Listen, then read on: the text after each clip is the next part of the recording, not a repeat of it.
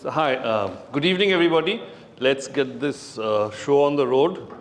My name is Rishi, and we are gathered this evening here to talk about this wonderful and analytical treatise.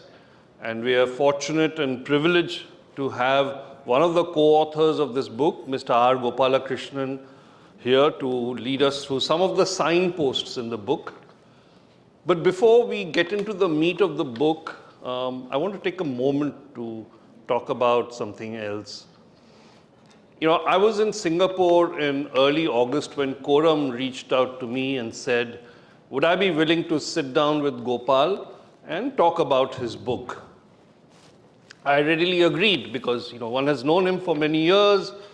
He's a great person, full of stories, interesting life, and of course, we share one more very sentimental, emotional common point. We both grew up in the same city, which is Calcutta.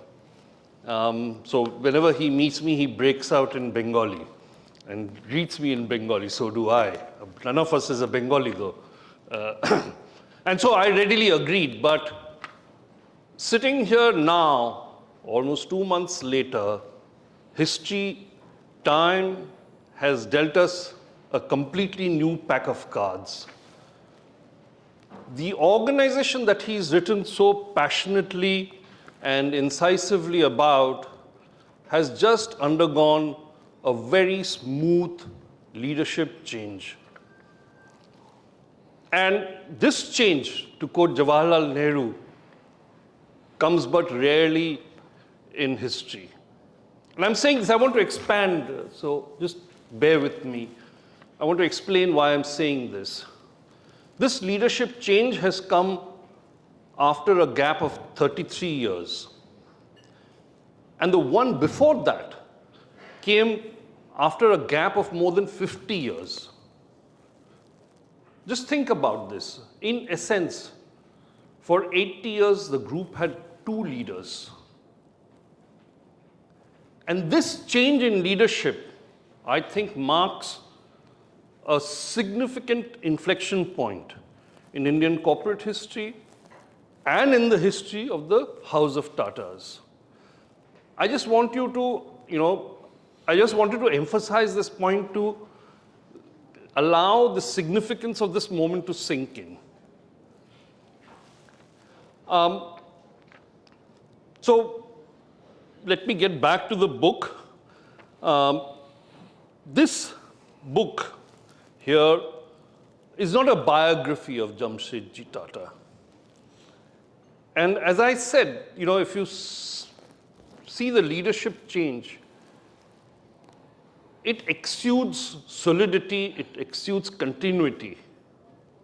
And it is emblematic of the house that Jamsetji Tata built.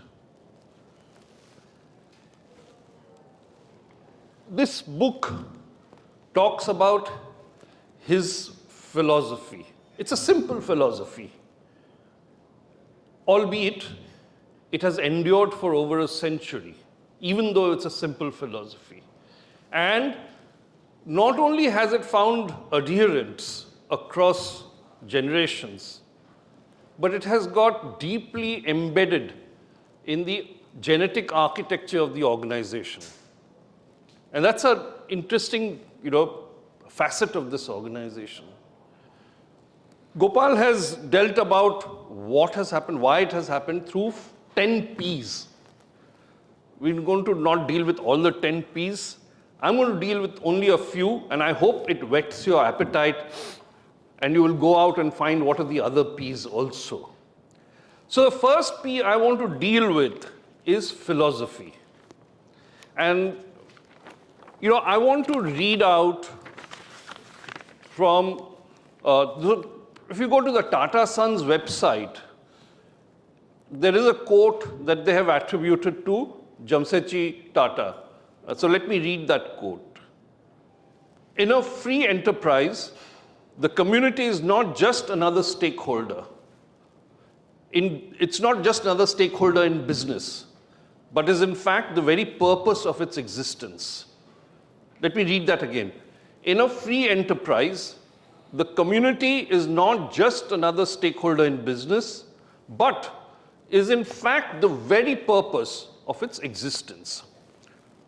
This, in essence, is the group's guiding philosophy. So my question, first starting question to Gopal is, how does a thought like this get embedded in a corporation's DNA on a sustainable, enduring basis? You know, the group has had many changes in terms of its leaders, in terms of its products. It has got into new products, it has shed some of its old products. But this one characteristic trait has remained immutable. You know, there are other multi-generational organizations, but there the principles move sideways, they mutate. Here it is etched deep, and it has even found adherents among leaders who have been inducted from outside the group. What is the reason for that? How has that happened? Thank you, Rishi. Firstly, great pleasure to be here, and thank you all for sparing your valuable evening to be here. While I will answer your question, I will also give like a pace bowler like Bumrah. I'll take my walk back and come back with my... the statement that you just read out, I had myself during my 19 years, 18 years with Tata, thought that Jamsetji Tata had said it. But when I sat to write the book, I said, when did he say it? How did he say it? Can I get the exact context? And I found that it is attributed to him, but it is not clear when and how he said it. So I researched further, and I said, our website, everything said. So it seems that somewhere down the line, somebody who is a writer, and it's not clear who that is, maybe Mr. R.M. Lala or somebody, said, expressing the ideas of Jamsetji Tata in modern terms, this is what he said. And that's how it has got attributed to him. But I just wanted to clarify, because it makes 2 points. First, I've done some research while writing this book, which is to my credit. And the second is that I'm just correcting a technical error. He did say things to that effect, but it is not clear how and when he said it. And he did mean it, and he lived his life that way. And I think the root of your question, I would like to answer, as I've tried to do in the book, by taking the example of a river. Because I find metaphors explain things without becoming too sort of intelligent about it, you know. You think of the Kaveri. It originates, or Ganga, Talakaveri or Gangotri. When you go there, that's why we all go there as a pilgrimage. Remember, we go to the fountain of a river, the beginning of the river as a pilgrimage. The trickle of water is very slim, thin. It's pure because it's probably just melted from the ice of the Himalayas or Western Ghats. And that is what I call the philosophy. The philosophy is extremely simple, just like that water is extremely simple. It's pure H2O. There are no bacteria in it. There are no complications in it, chemicals.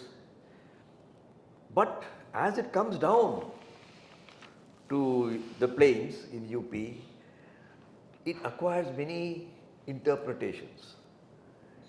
And if I keep to the Ganga, as it comes down, it becomes a very wide river. That water is not that pure as it was earlier because we have polluted it somewhere down the line. But it nurtures civilizations, it nurtures stories, it nurtures people, it gives them a livelihood. And that's why the Ganga, or the Kaveri for that matter, is so venerated in the areas where they flow. Then it goes further down past Patna, and then it breaks into little rivulets in the delta region before it joins the Bay of Bengal. In both cases, it's the Bay of Bengal. In a religion also it's the same thing.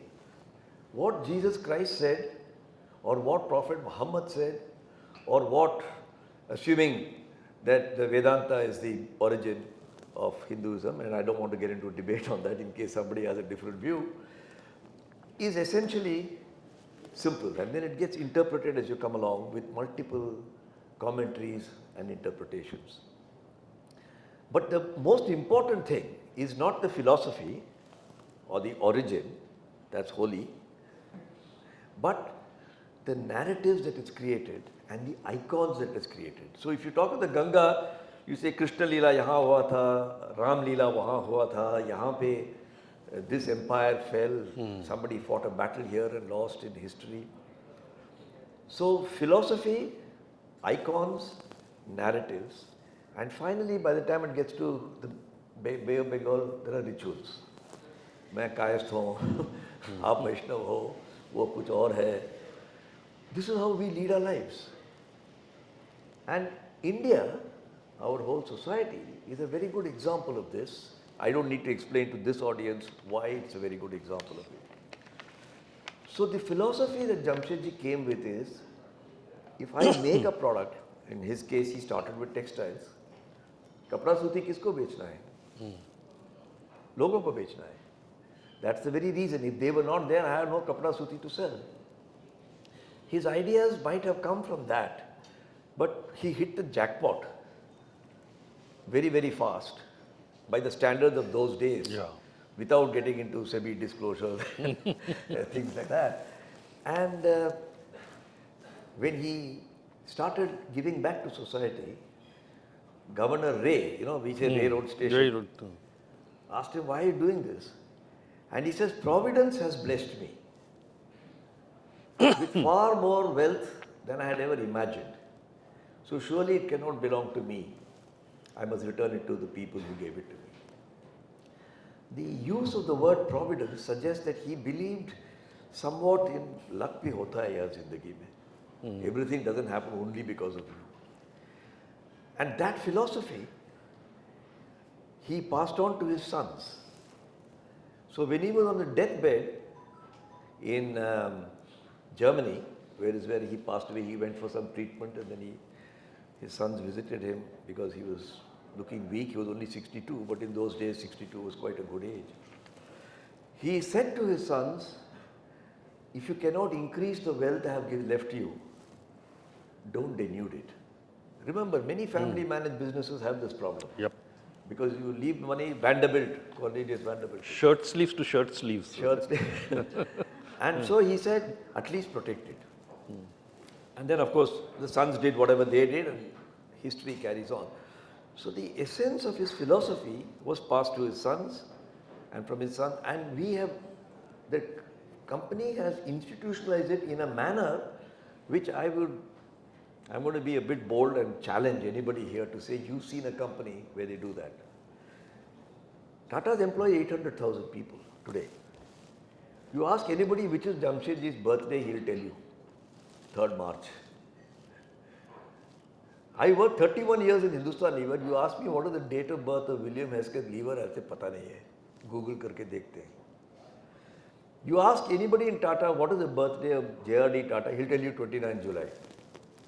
Because us din ko, like Diwali comes, like Dasara comes, how do we know these stories? Because Dasara comes and then we know these things happen in Dasara. Diwali comes, these things happen. Tata has ritualized them. Even when I joined Tata, and I was quite old when I joined Tata, I was already 51, 52, I was given certain books, some documents, some exposures, and Rajesh is sitting here, he will confirm that the same thing happened to him. And you were inducted into the Tata way of thinking. Your first reaction might have been, ye bada drama ho raha hai. But then you realize that when your father told you when you were born, ki beta puja karte hain, badon ke pair chhote hain, you might have resented it when you were 12 years old or 15 years old. But as you grow older, you say, yaar, isme kuch hai to, kar to le. Janayu pehno, ye karo, wo karo. We are all taught in our families. So I think the institutionalization of the philosophy in Tata has happened by having the equivalent of Diwali, Dasara, Holi, having the narratives and stories around Diwali, Dasara and Holi, and making everybody a participant in that. And I think that's very unique. I doubt if there's any company. You may have a birthday of the founder, when everybody comes and says, Babuji ke pair chhu ke chale jayenge. कोई statue होगा, but the stories are not there. This, I think, is very unusual. So by doing this ritual, it kind of reinforces the values, the principles over time and every time. That's an interesting way, I guess. Just like, I don't know whether it's a historical fact which you can establish that Ravan ka dahan hua. There are temples in Madhya Pradesh where they worship Ravan. That's right. I went to Sri Lanka and I found there's a temple for Ravan because he was Yeah. such a learned man. So it depends on which aspect of him you want to make into a temple. But we tell the stories around it. The JRD said this, JRD said that. It's all in the archives. There are physical documents. Right. This morning I received a copy of a letter put out by Mr. former Prime Minister Narasimha Rao's son. So it's not in the Tata archives. A handwritten letter by Ratan Tata. Yeah, I've seen that letter. Yeah. Huh? I've seen that letter. In 1996, saying, I find you're under attack. I just want you to know that this country appreciates liberalization and I stand in support of what you did. I hope this will pass. The very gracious letter. Very gracious letter, handwritten, not typed. Right. Yeah. Now that's lying. I'm sure we'll find our copy in the archive somewhere. But it just shows a certain culture, a way of doing things. I mean, it brings to mind also Gandhi's idea of trusteeship and the many similar points. But let me go back to another similar point. I remember reading many years ago a paper written by Michael Porter in which he delineated the difference between charity, philanthropy and CSR. And he then went on to say that CSR essentially is very closely associated with the company's intrinsic strategy and vision. Jamsetji Tata was ahead of Porter by many, many generations. Can you, for a brief moment, tell us, the philosophy on CSR, charity and on philanthropy in the Tata Group, and where are the common overlaps between that and what Porter then said subsequently? To be honest, we are not that clever as Mr. Porter is or was. We are practical sort of people. That distinction I am not aware of, which he has written about. And I would hesitate to make such a fine distinction, except to recall that when JRD Tata, 70 years after the death of the founder, was visiting Chennai, or what was then called Madras, talking to the ASSOCHAM or FICCI or one of the associations, he explained Tata's philosophy that you need to keep money to keep growing your business. The rest of it really belongs to the people, you're a trustee of it. And you must spend it back on them. It could be on the community, it could be on their standard of living, it could be on many things. He was asked a very intelligent question. The question he asked was, Mr. Tata, you're saying this, we accept it. After your time, somebody else may come and say, this is all nonsense, this money belongs to the shareholder. How will you prevent that from happening? After all, when Ford Motor Company wanted to give away a certain sum of money to do things for their Dearborn, Michigan factory, Dodge brothers filed a case against it. And in 1919, the Michigan Supreme Court passed an order saying that that is the shareholders' money and you have no business spending it on improving the township. So that mentality of capitalism, that this is shareholders' money, is the myth. And I don't use the word myth disrespectfully, I have to use some word, so I'm using that word, on which Western capitalism has developed. There is an Eastern capitalism. It is not just in Tata's, by the way. If you go to the Marwadi Samaj, Yeah, there are hundreds of examples. You go to the Kachi Bhatiyas, you go to the Chettiars in Tamil Nadu. You may not agree with the way they spent it, but it will be on a piyau, it will be on a temple, it will be on some facility for the community. So JRD came back and he actually changed the articles of association of all the companies, put it through an AGM, that part of our management responsibility is to do things for the community, which we did. And that's how it has got institutionalized. Now we don't have a choice. It's in the articles of association. And just to close on this subject, interestingly, when this 2% thing came, Yashwant Sinha was, I think, the finance minister, was it 98 or 2000 or something, around that time? They called all the company lords to say we want 2%, and there were people in the industry who said, why should you take 2%, that's government's job, this is our money. Debate was going on. And when we calculated how much money Tata is spending, it was more than 2%. And Jamsetji Tata, being the kind of guy that he is, he said, Mr. Minister, we are very happy with 2%. We may be the exception because we can reduce our expenditure because we are spending 5%. So this shows a mindset. And we had never calculated it before. It's like you do good for your child, not because you want that child to grow up at the age of 30 and look after you. That may become your ambition if something goes wrong with your health or your finances. Yeah, it can't be done on an IRR basis.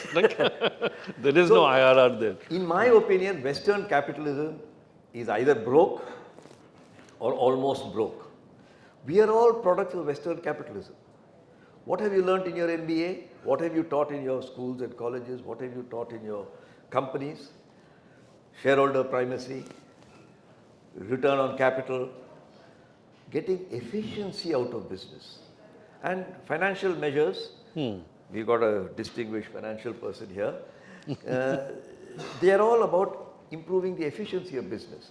But who will look at the effectiveness of business? Is it not the responsibility of a board? And Tata's came from that point of view that our job is also to look at the effectiveness of our earnings. Without taking their sight of the business Because if you stop running the business efficiently, saying, "Sabka bhalai kar raha hu," then your business won't last. Right. So just like we say, eat nutritious food, look after your health, but also do some exercise, which people in Bombay don't do. Otherwise, you don't get the balance right. Efficiency and effectiveness must haath pakad ke jod ke jana hai, and that is the Tata philosophy. No, it's a very delicate balance, and I guess the Tatas have been able to through practice, right? And we don't always get it right. Somebody may say you should do more, you must do less, or what you should spend on, but we do it our way. Like if you go and tell, I think in the Marwadi community, because Rajasthan was the way Rajasthan was, I mean, Piao was a very important part of the pilgrim thing. They thought that's the best thing to do. So let's move on to the second P, and the second P is on pioneering. And you give the examples of how the group's leaders were imbued with the spirit of entrepreneurship, despite the myriad hurdles and obstacles in their path. Jamsetji, you described very eloquently how he went ahead with the hydroelectric project despite the multiple obstacles, and it took 40 years for that gleam in the eye of Jamsetji to finally get translated into power, electricity in the wires. JRD's dream of having a national airline was considered a flight of fancy till it became a reality. And Ratan Tata's idea of building an indigenous car from scratch, from the first nut and bolt to a fully functioning Indian car, also was scoffed initially, but he finally managed to pull it through. So, drawing from these examples, are there any lessons you can, provide here with, we have some aspiring startup founders and, startup managers. And are there any lessons that you can provide them from these examples? Especially since this was an era when there were no VCs or private equity firms, and they were all operating in very, very tight, strict regulatory regimes. What can people learn, entrepreneurs learn from them that can be used today also? Since you framed the question the way you have, I will answer it. I plead guilty before you say it. Today's entrepreneurs, and I'm making a sweeping statement, if there are any here whom I inadvertently offend, I seek your pardon in advance. They think money is meant to be spent, to be raised and spent. Losses don't matter if you can build clientele. I can't say it's nonsense, but I can't call it sense also. There is some delicate line. India's first VC and private equity was Tata Sons. You must always remember this. And so if you want to learn lessons, you must think of Tata Sons like India's first VC. How did it become a VC? It put up Empress Mills in Nagpur. It benefited from the American Civil War when Indian cotton exports. It was not the only one. Many others, Premchand Roychand, who's put up this Bombay University and all, they also have benefited from it. Birlas. Birla, whoever was in cotton trading in those days. Though you had suddenly a lot of money. And so you became a VC or had the mentality of a VC, and then you became private equity to nurture it and take it through. And the philosophy that, at least I can say for Tatas, was this money is somebody else's money, spend it carefully. Don't just keep raising round 1, round 2, round 3, round 4, going on forever, A round, B round, C round. Because they wanted to keep a long runway for the plane, knowing the takeoff will take a lot of time. Now, if you come from the mentality that I must get my valuation and within 5 or 7 years I must be counting unicorn, decacorn and all these corny things that people aim for these days, then I think you're fundamentally damaging your business. I mean, all of us have families, we have children at home. Every mother and father want to feed their child nutritious, balanced food. But if you say, yeah, when my child is 5 years old, I want him to look like an adult. Khoob khilao usko, chawal, roti. You'll produce a fat slob of a baby. No parent will do that. Why do you do it to your company? A company is a living machine. Please always remember this. It's not a device to produce profits. It's a living machine. And the moving parts have to be lubricated with love, compassion and affection. Isko bhul jate hain aajkal.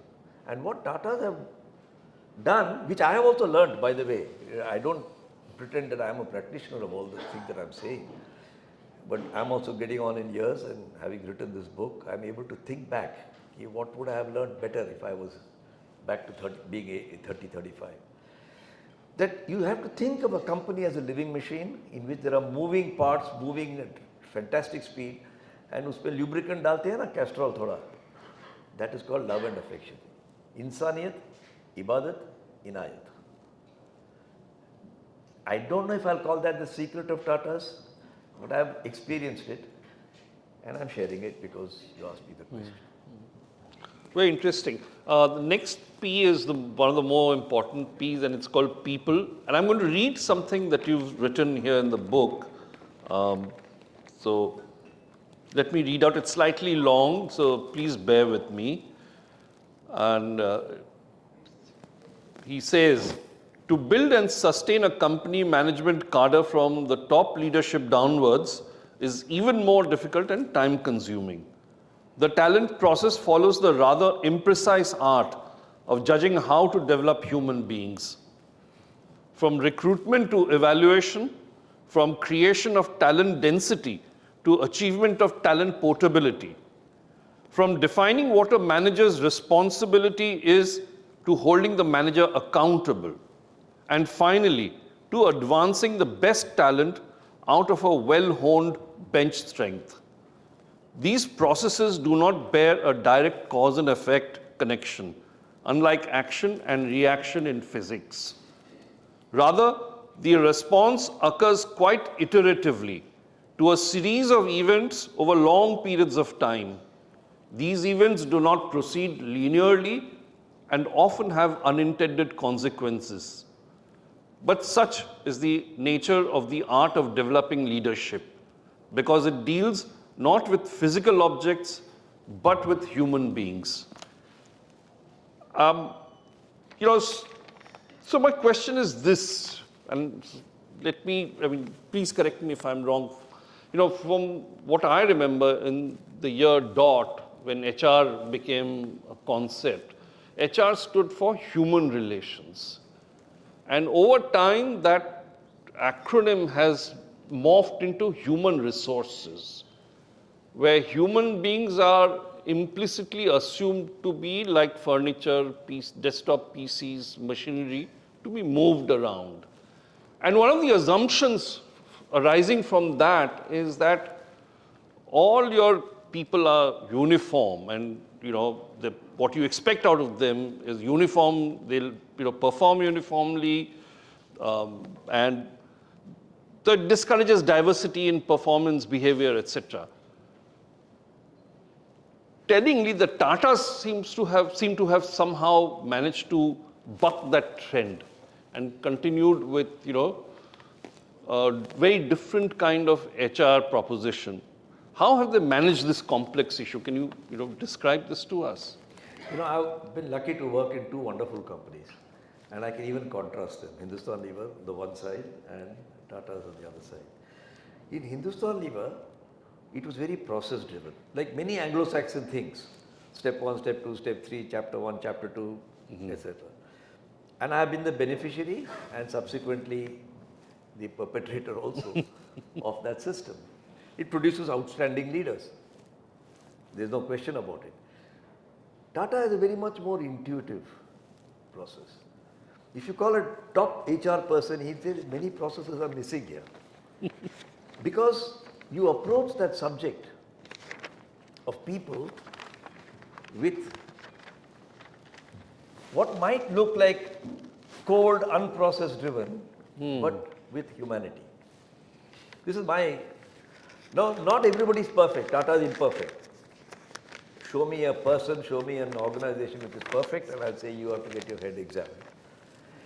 So a lot of imprecise things, unfair things that also happen. But the number of fair things and precise things that happen far exceed the number of unfair or imprecise things that happen in Tata.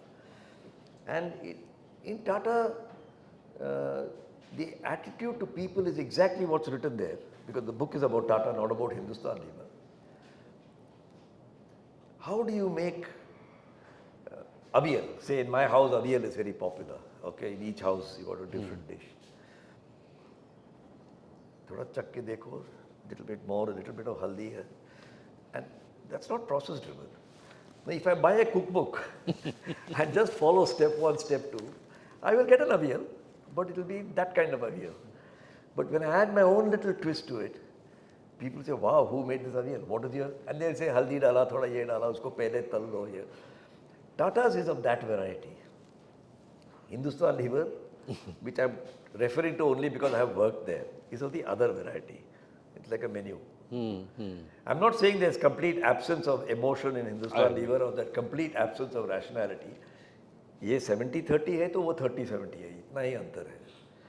But the meaning of the paragraph that you read out is Tatas are very experimental, and that can be somewhat irritating or odd to a person. Can you give us an example of the experimental part that you mentioned? Okay, I'll just give one or two examples without taking names, obviously, Right. or the name of the company, because I don't want to.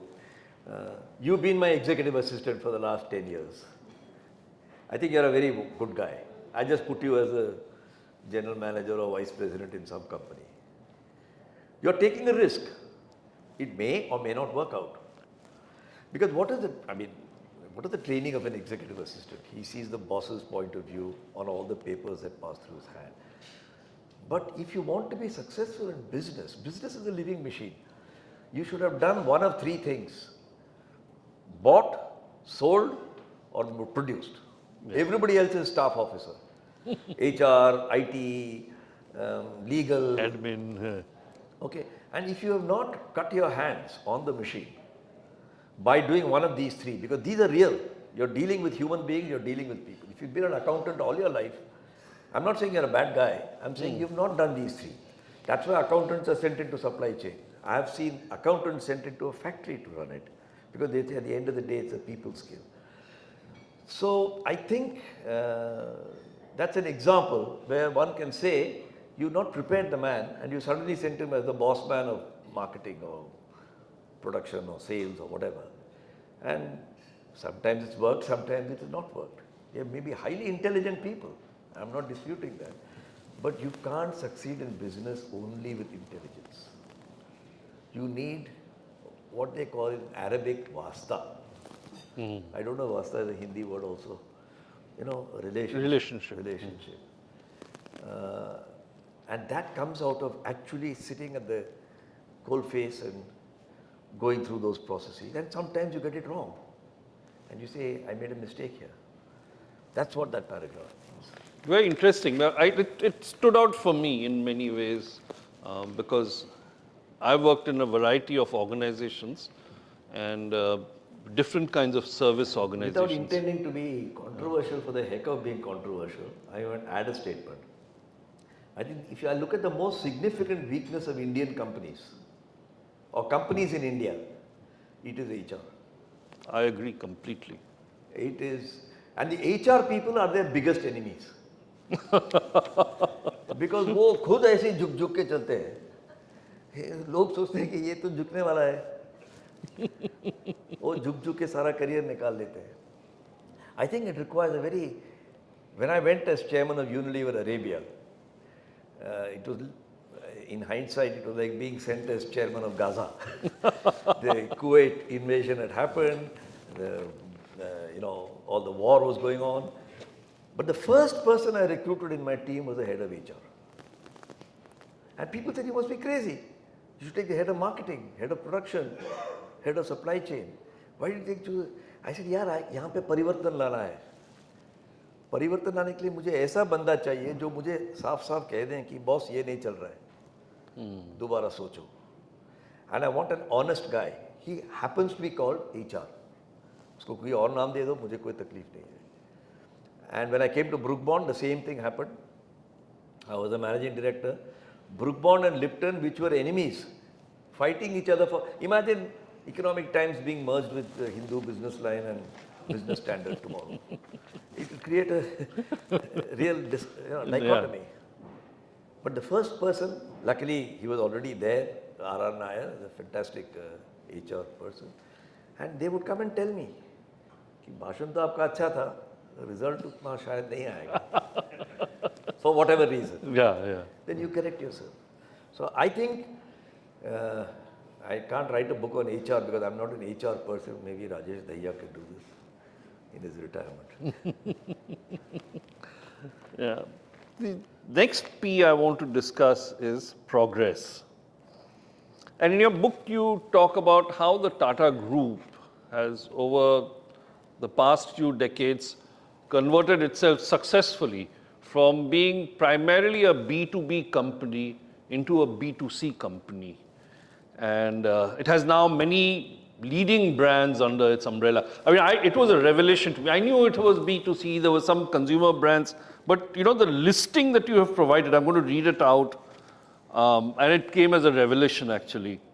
Tata Salt, Tata Tea, Tetley Tea, Voltas Air Conditioners, Titan Watches, Tanishq Jewelry, Titan Eye Plus Eyewear, Tata Motors Cars and SUVs, Jaguar Cars, Land Rover SUVs, Tata Tiscon Steel, Tata Pravesh Steel Doors, Westside and Zudio stores for garments and lifestyle products, Chroma stores for electronics, Tata Play DTH and broadband services, and Taj Hotels. I mean, that's a long list. How do you think they manage this transition? We know of some other large conglomerates in this city who are trying to make this transition and have been struggling. I don't want to name names, but what really went in to make this transition happen? What was the recipe? What were the ingredients? And how was it successful? Because it means a change in the complete organization in terms of culture, genetic makeup, etc. With due respect, it doesn't require that change. Tata is a mini India. How can you have a Kashmiri having his kawa with a shawl and a cap, sitting along with a guy in Kerala, Trivandrum, sitting in his mundu, on the beach? Both are in India. The Kashmiri doesn't have to sit in a mundu on the top of the mountain. Neither does the guy there have to wear this thing and sip kawa. So the, I don't think even Tata people are aware of it, but my view, I am expressing, the genius of Tata, and genius is always defined by me as what you do brilliantly well without knowing that you're doing it. You know, people say, oh, you raised your children so well, you must be a genius. कोई genius ही नहीं थे, ऊपर वाला ने हाथ रखा, मेरा काम हुआ. So when Tatas do it and they are not aware of it, I tend to call it a genius because स्वयंभू अपने आप चलता है. What do? The parent company is a private company, Tata Sons. बच्चे सब listed company. Look at any international companies the other way around. हम लोगों की जो लिपि है ना, ये हिंदी उर्दू में लिखा है. Parent company private, sons listed. A guy who joins Tata Steel doesn't think of anything other than steel. उसको B2C वगैरह से मतलब नहीं है. किताब पढ़ के छोड़ो, कल लोहे को लगाओ फिर आज.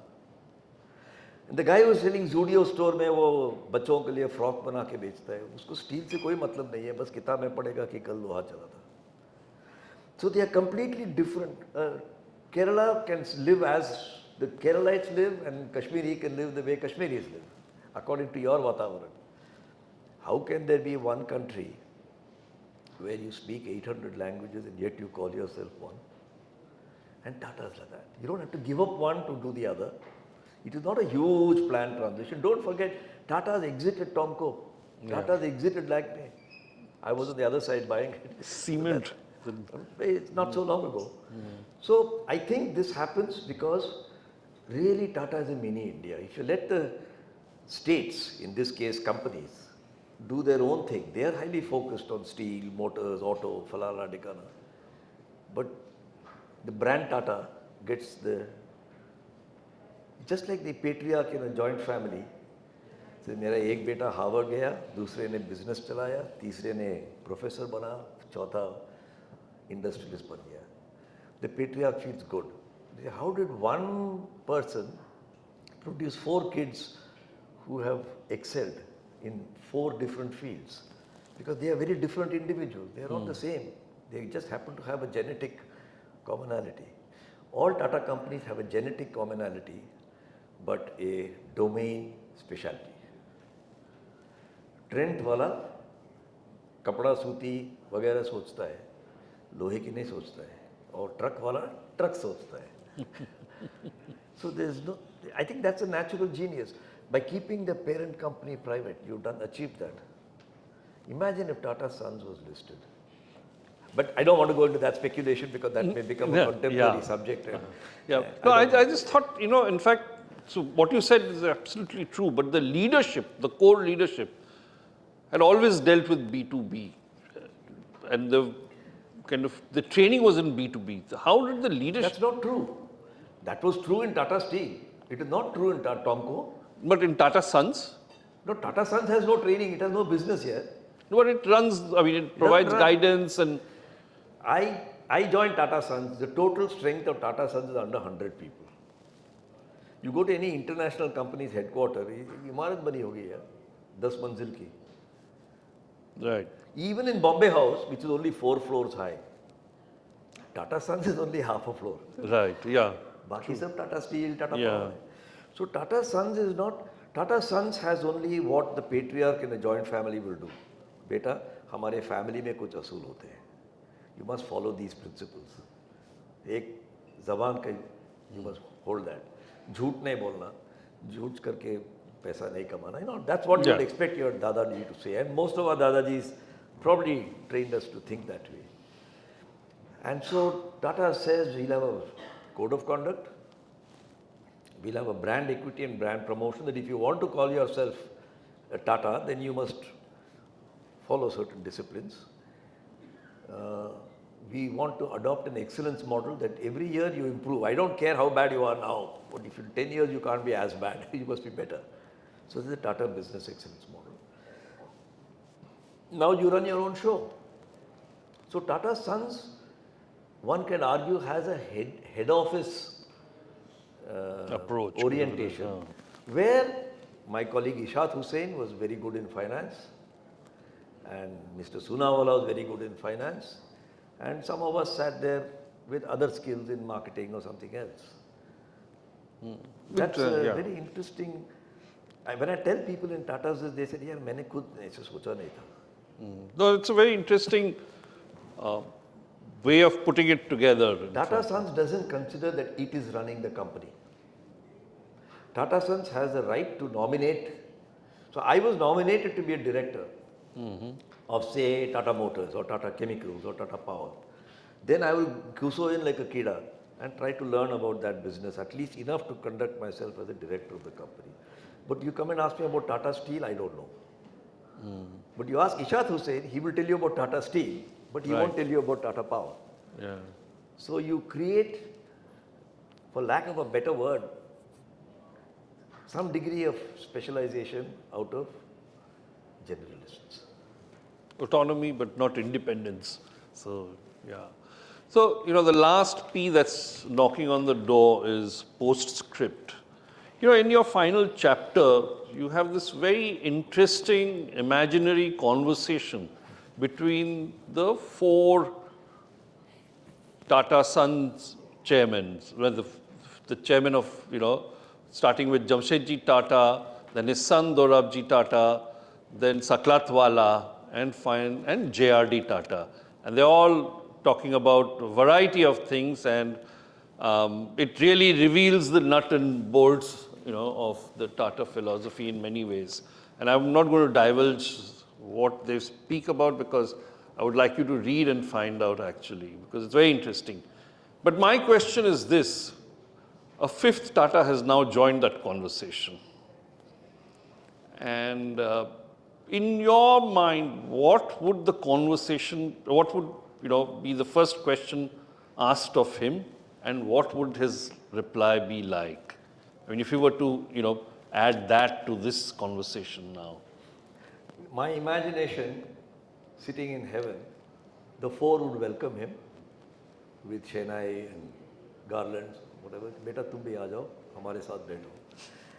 And when you were down there, did you maintain the standards and ethics of our group? First. Second question, did you grow the business? Most patriarchs will reverse the question. So the person who has maintained the ethics and the standards and the systems and the ways and the philosophies, if he can say, वो सब मैंने पूरा किया. In addition, I grew the business from 20 billion to 100 billion. आ जाओ बेटा, तेरे लिए भी एक कुर्सी है यहाँ. That's my imagination. Lovely. I'm going to stop here, and I'm going to throw this open to the floor. If you have any questions, there's a mic somewhere there. Please raise your hand and the mic will reach you. Phase in Tata Steel when Jamsetji had to actually mortgage his wife's jewelry and stuff like that. Do you have any recollection? At that time, he must have faced the same issue about philanthropy. You put money in business. I also got to focus on philanthropy. Was there a debate? What did you do that time? Because see, when profits are coming, philanthropy is one thing. But when you're faced with a conundrum that you're on the verge of closing down, was the philosophy of philanthropy maintained that time? If you have any history notes or whatever, it'll be interesting to know that. I can't say I've looked at specifically on the question that you asked, but the impression I have gathered in writing the book is the philanthropy, CSR, whatever name you want to give it, is taken as a normal cost. Just like you don't cut people's salaries. You don't get up in the morning and say, तुम्हारी तनख्वाह आधा हो रहा है क्योंकि profit नहीं हुआ last year. Most companies would not do that. Sometimes they do it also nowadays. Specific to the 1922 crisis, I cannot comment. But I can comment on what, because I don't know. You saying, do you have any knowledge? I wasn't alive at that time, so I don't know. But I can tell you what happened now when COVID happened. Every company, including Tata companies, reported less profit. And everybody could understand why. But the contribution they made for COVID relief was 1500 crores.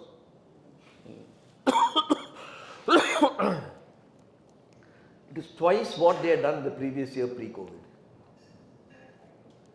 So my imagination says that in 1922 also, they said, Jamshedpur में plant चलाने के लिए क्या क्या खर्चे हैं, तनख्वाह है इनकी, टाउनशिप रन करना है, स्कूल चलाना है, वो सब तो यू कांट कॉम्प्रोमाइज, लेकिन इसकी तनख्वाह नहीं देंगे तो गड़बड़ है. So I pledge all my, because the liability of the limited company is limited to the shareholding. So one could take the view कि मैं भी लंदन जा रहा हूँ, मैंने तनख्वाह यहाँ पे दिया नहीं, किसी एयर होस्टेस को कोई बात नहीं, मैं लंदन जा रहा हूँ. That didn't happen. You gave away the Jubilee diamond, which is I think the world's 6th largest diamond. So it shows, and I'm extrapolating because I was there when Tata Finance happened. We had made a loss in Tata Steel that particular year, but Tata Sons is dependent only on dividends. Yeah. And remember, TCS was hardly there if you go back to 98, 99. But when Tata Finance happened, I was sitting next to Mr. Tata. He stood up at an AGM of Tata Finance, of Tata Chemicals, not to do Tata Finance. And the shareholder was a frail old Parsi gentleman who said, I worked all my life, whatever saving I had, I put into Tata Finance. What will I go and tell Freni when I go home? मतलब ये दिल के दुख है ना, प्रकट हुआ. And Mr. Tata stood up and said, I want to guarantee, go home and tell Freni you'll get your money back. Just give me a little bit of time. And some weeks later, some months later, I forget, if my memory doesn't serve me wrong, I was in the board meeting, we wrote off 800 crores. 800 crores, which is more than the paid-up capital of Tata Finance. Ki zaban ki baat hai. So I would assume it was the same then. The variations would be there. Just one more question. Sorry? Sorry? I said one more question. Yeah, please go ahead. I just drawn three tough business situations which Tata's encountered. Three tough business situations which Tata Group encountered. Empress, decline in the whole textile thing. Moving on to Tomco, which you were involved, which got sold to HUL. And then Tata Docomo, which was the last one. In spite of these challenges, and there are many more, so we won't waste time on them. In your experience, because you have been in those boardrooms, whatever, how did the spirit of risk-taking was kept alive when, Jamsetji was obviously there, and in his time there was that phase. But was there an undercurrent which kept the risk-taking alive in the group in spite of this debacle? So if you throw some light on that. The institutional approach to risk is different from what you read in the pink papers in the morning.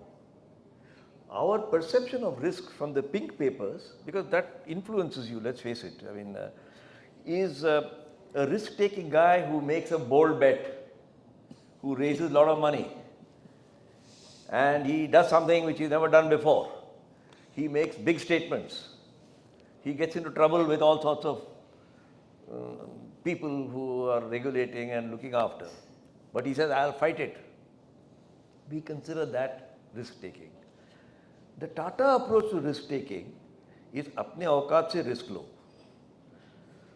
Do everything you can to make the plan work. But if the plan fails, I shouldn't be on the road for my breakfast.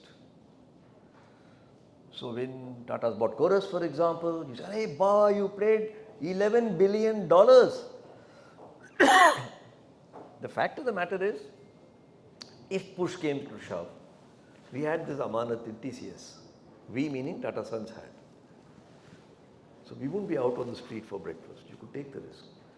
So I call it calibrated risk taking.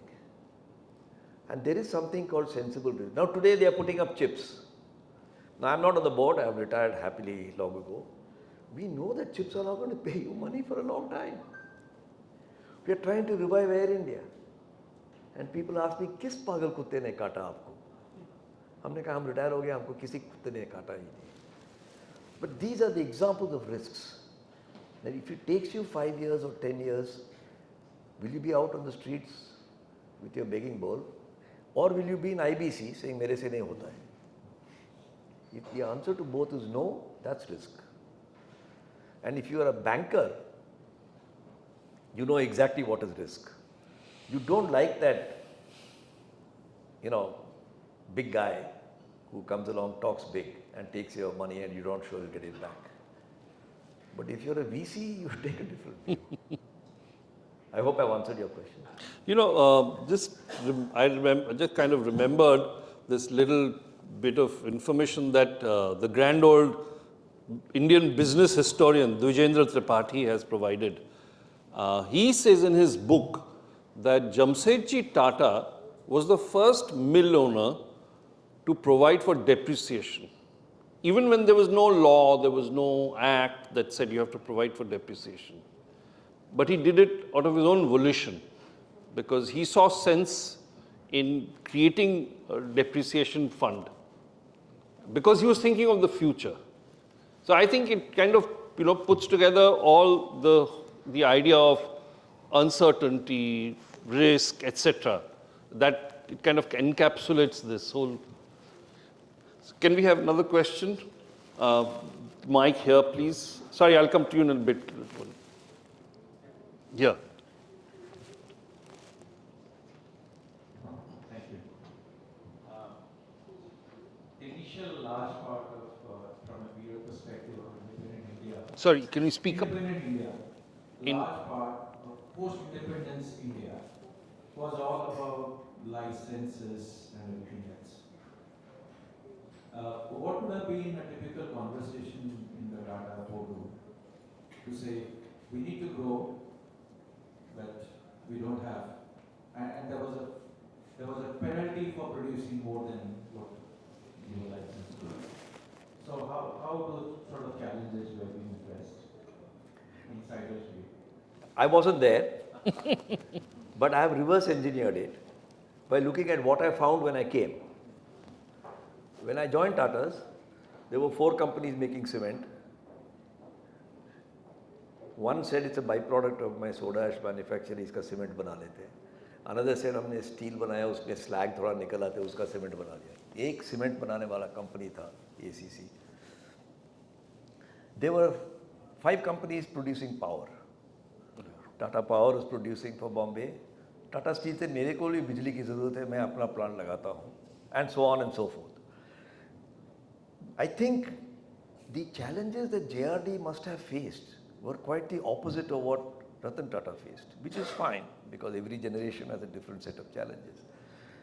JRD Tata spent all his time saying, अलग रहो बेटा, किसी को बोलना नहीं कि हम एक family के हैं. Because there was something called MRTP, yeah. where all your assets were aggregated. So he said, oh, Tata Steel अलग है, Tata Motors अलग है, ये. Even to bankers, Tatas would say कि भाई इसने लोन लिया, ये आपकी बात है, हमको इसमें नहीं लाना. Although if it happened, they did step in, but that's a separate matter. That's why Tatas have this image कि कुछ न कुछ करके पैसे तो चुका ही लेंगे. Ratan Tata had the opposite. भाई सब बिछड़ गए, सब मेरे ही बेटे हैं, मेरे संतान को वापस लाओ फैमिली में. That was the conversation because MRTP and all had gone. So I think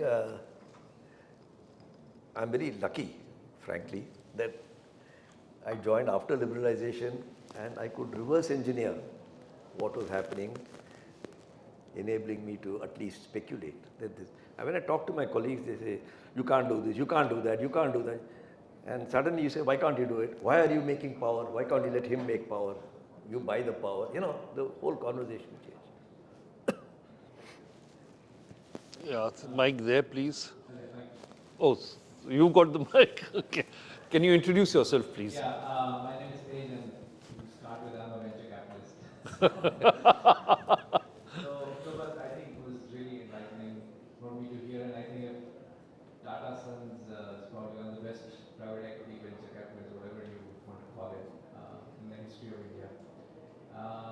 So my question was, I was really curious to, because Tata has always disrupted.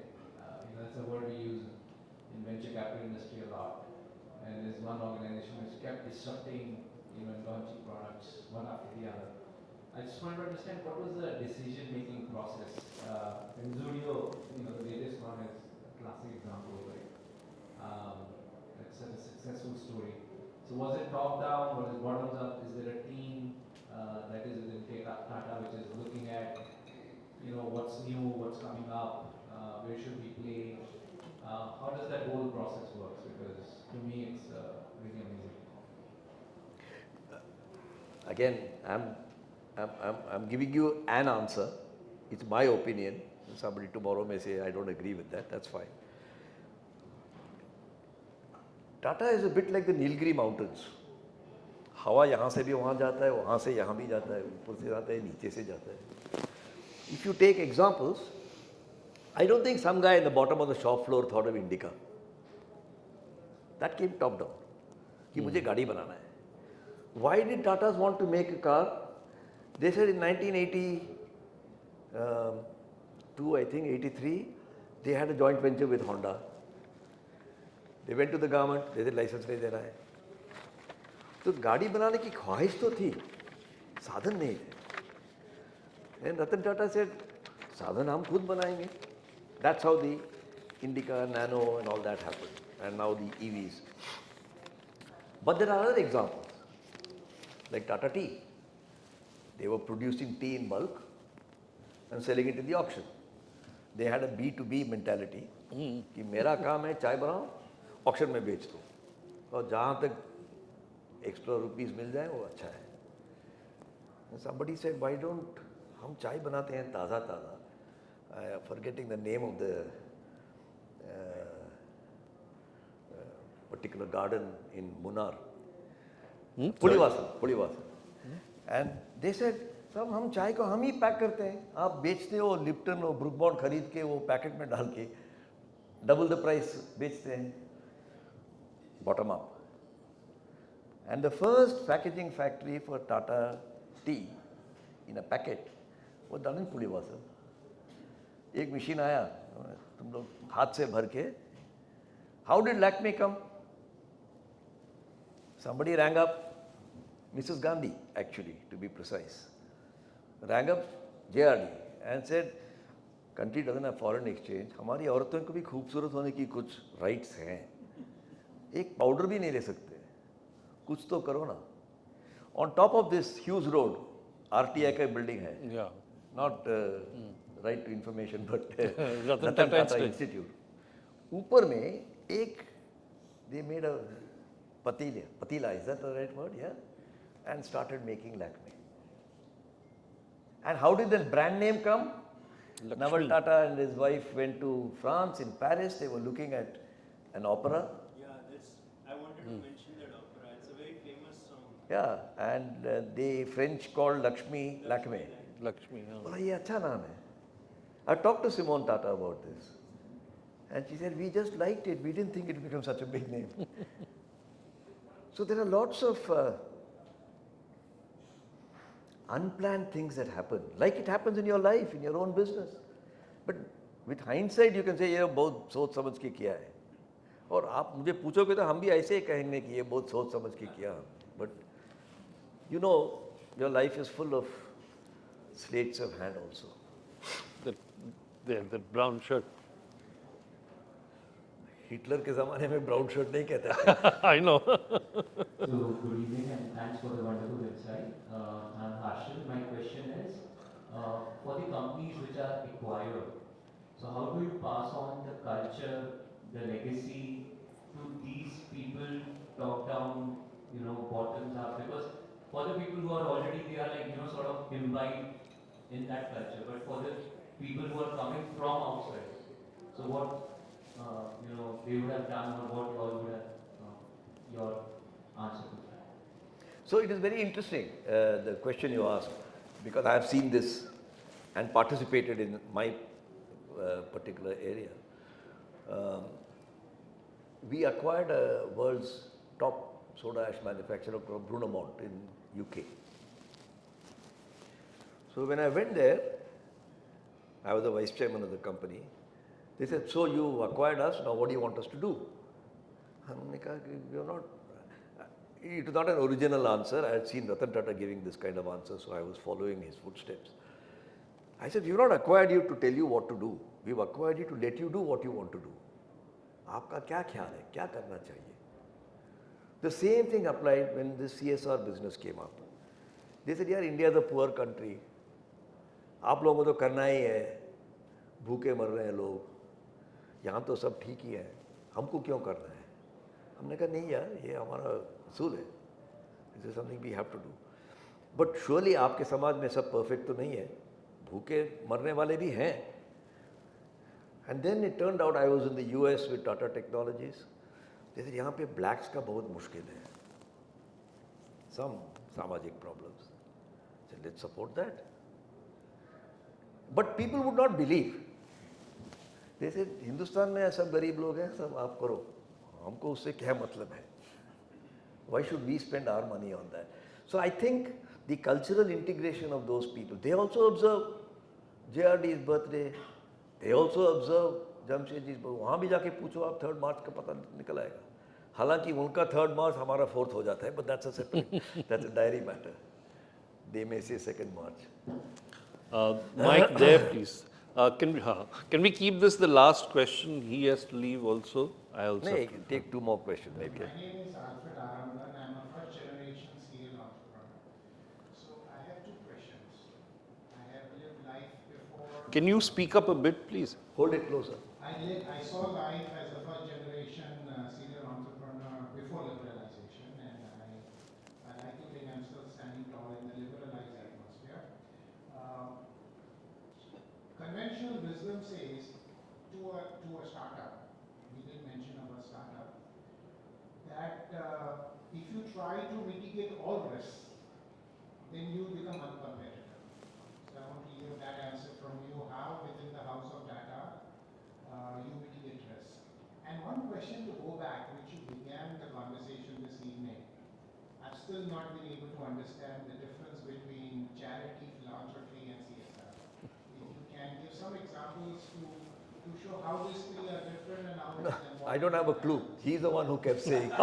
He quoted Michael Porter, तो हम चुप हो गया. ठीक है यार, कोई मुझे कोई It's ringing in my ears because I've seen people call themselves as a charitable organization. Somebody says they're philanthropic, and CSR. I have had my own share of how you were forced into it. I think I'd put them into one cluster and not split hairs about it. But if you want further details, he's the chap to catch. I catch hold of the moment I drink. How about the risk mitigation part? As I told you, for a particular company like Tata Steel buying Chorus, it was a huge debt. And their debt equity and all the standard ratios that you look at were going wonky.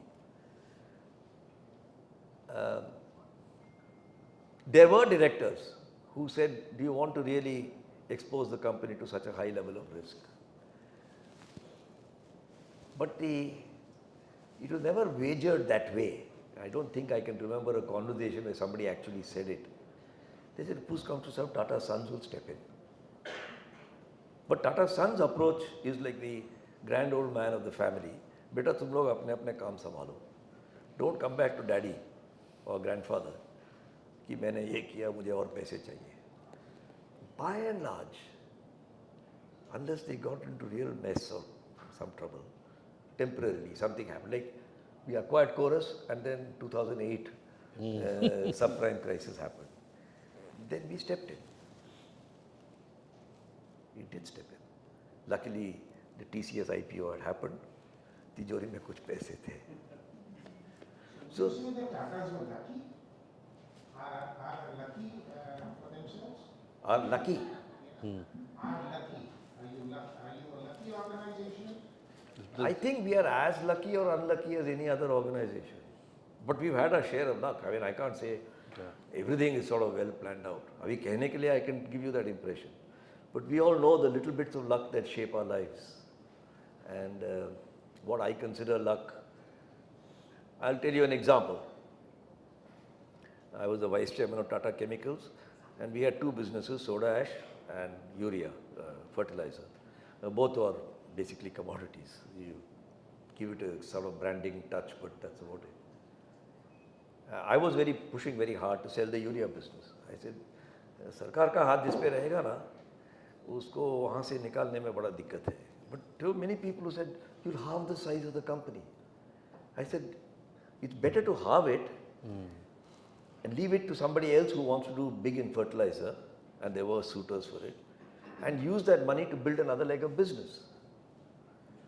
Finally, before I retired, that happened. The urea business was sold. So you're always balancing. Like any good manager, any of you would do the same thing in your company. There's nothing unique about what Tata's did. Were we lucky to sell it? Maybe. ACC, we never wanted to get out of ACC. But our shareholding in ACC was 12% or 13%. We said, yeah, either this company is ours or it's not. So allow us to increase our shareholding. We'll make an open offer. The rules at that time did not allow it. I'm going back to 2001 or something like that. And we said, listen, if you don't, then we'll have to sell and get out, because this company has to have its own future. And they can't be stuck with a half parent. You know, you're either a parent or you're not a parent. And finally we sold. And of course everybody criticized, saying Tata has started selling companies and so on. But ACC progressed very well and did its own thing. You know, that reminded me, at one time, the Birlas had a higher stake in Tata Steel than the Tatas. Correct. And although it was non-confrontational, it was, can you know, I don't know if people know about this, can you just Well, tell it's a little line in history that G.D. Birla had told JRD. Their shareholding was, I think, 4% and Tata's were 3% or something like that. He said, हम आपके साथ हैं, मुझे steel में नहीं जाना है, आपको जो करना है करो. At any time you want, just tell us. That was in I think 1980s or something. it was a protective measure so that to insulate the company from Yeah, hostile I've takeover, I forgotten think. that detail. But If I remember right. Yeah. Any other questions? Yeah, mic here, please. Here. Hi, good evening. My name is Hemant Apte. Most of the board of directors. Hold a little closer. Most of the names that we have heard growing up on the board of directors of Tata Sons have been there forever, right? Some of the names that you took in, Ishar Hussain, Sonawala. They've been there for generations, right? You'll say the same thing of me. While the market dynamics changed over so many years, right, how did the change in thinking happen in the board? Because there was a lot of conservative thinking, if I can think of Tata as a company, right? And then they got into more of the consumer brands and the fashion and stuff like that. What was the thinking and how did that change happen? I'll give you one serious answer and one light-hearted answer. Meaning, take the serious answer seriously and take the light-hearted one in a light-hearted way. Let me deal with the light-hearted one. They brought in guys like me from outside. But that will give you the impression that guys like me drove it. At one stage, I made a list of the top 30 people in Tata's, including managing directors, Tata Sons. 14 of them were late lifers. In other words, they are not lifers. People like me, Kishore Chaukar, Ravikant, Prasad Menon, V. Sumantran. I don't have the full list with me now. And I went to Ratan Tata and I said, in any organization that I have come across, absorbing foreign particles at that level has cultural mismatch and difficulties. Imagine a Marwadi family where one daughter-in-law is Bengali, one is Parsi, one mushkil ho jata hai. Not because they are Bengali or Parsi, but the diversity becomes more than they can handle. So Ratan Tata said, is it? Show me the list. Show me. Yeah, baat to aapki theek hai, but they're all good people. So the openness, Gautam Buddha, when he got his enlightenment, he said, have a beginner's mindset. There was a bit of that. So you could challenge it. That is one light-hearted answer that people from outside came and were able to participate in the process of influencing the ideas. The serious answer is that like Jamsetji Tata travelled more than 6 months of the year. He used to travel by boat, steamship. So most of the time he was on a boat. And he met people on the boat, like Swami Vivekananda, who says, why don't you set up an institute of science? Ratan Tata also travelled, except that he was travelling by jet plane. So he was visiting a hell of a lot of places. I've seen him take a flight from Tokyo to San Francisco and back to Tokyo. I said, boss, what are you doing to yourself? But then he would always carry only hand baggage, even if he's gone for 3 weeks. No suitcase, checking in. And I think that, in my opinion, it told on his health also, And he was a guy who said, my real job is to bring the outside world into the boardroom. Because I get a chance to travel, I talk to people. So, you name it, Steve Jobs, Bill Gates, Obama, Kissinger. सबसे बात हुई है. I don't get a chance to meet those guys. Neither do I have a conversation with them. So we kept the खिड़की open कि बाहर से हवा आना चाहिए. And I think those were the two broad ways in which I think, this is my opinion, Tata's kept their mind open. A big role was played by whoever was the chairman. In this case, it was Ratan Tata, and Chandra is doing the same thing. Otherwise, chips ki kaun puche? Making green steel, of course, there's an environment in the business which is requiring you to do this. It's fair enough. But these were not ideas that you could even think of 40 years ago. Right, sir? Yeah, I think that's it. Let's call it to a close. Ladies and gentlemen, please welcome me. Please join me in thanking Mr. Gopalakrishnan for this wonderful book that he's written and the ideas that he shared with us today. Thank you, Gopal. Thank you very much for being with us today. Thank you.